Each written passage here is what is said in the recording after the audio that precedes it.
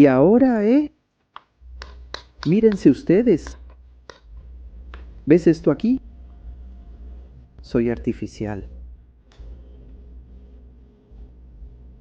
Sí, soy fruto de la creación de tu pensamiento.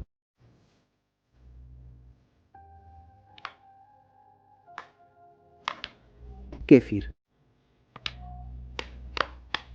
Así es. Nada de esto existe. Yo no existo. El kéfir no existe.